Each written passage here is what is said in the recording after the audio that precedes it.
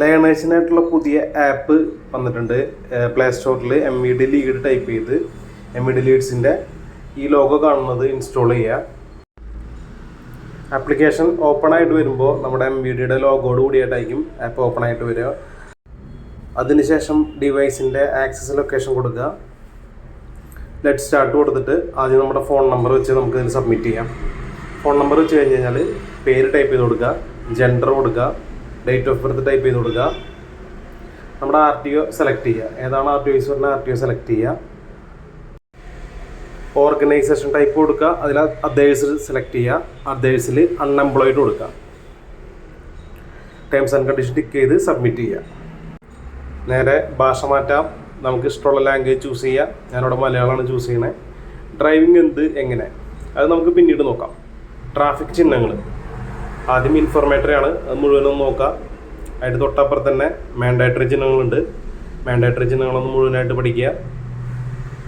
അത് മുഴുവൻ നോക്കി കഴിയുമ്പോൾ അതിൻ്റെ അപ്പുറത്ത് കോഷണറി ചിഹ്നങ്ങളുണ്ട്.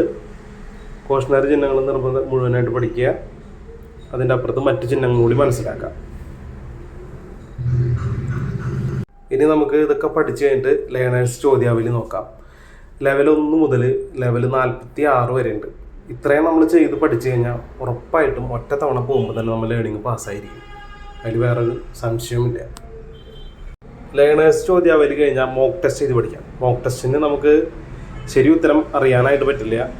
മോക്ക് ടെസ്റ്റ് ഇതുപോലെ 46 സെക്ഷനായിട്ടുണ്ട്. അതിൽ 1ാമത്തെ സെക്ഷനാണ് കാണുന്നത്.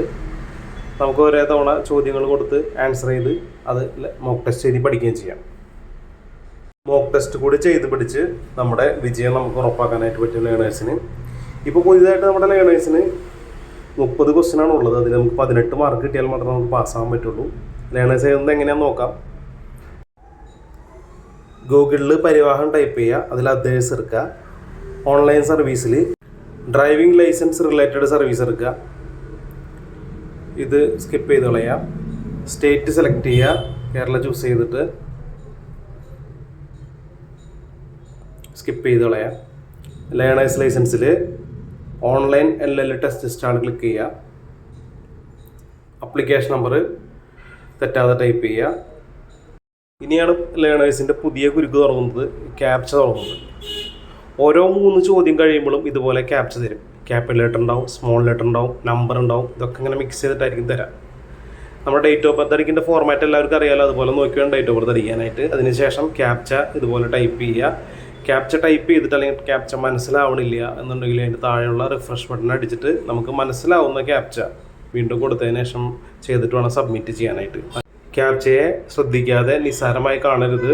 ഒന്നിലധികം തവണ ക്യാപ്ച ചെയ്ത് തെറ്റിപ്പോവുകയാണെങ്കിലും സൈറ്റ് പോയാലൊക്കെ നമ്മുടെ എക്സാമിനെ ബാധിക്കും, ഫെയിലായി പോകാൻ ചാൻസ് ഉണ്ട്.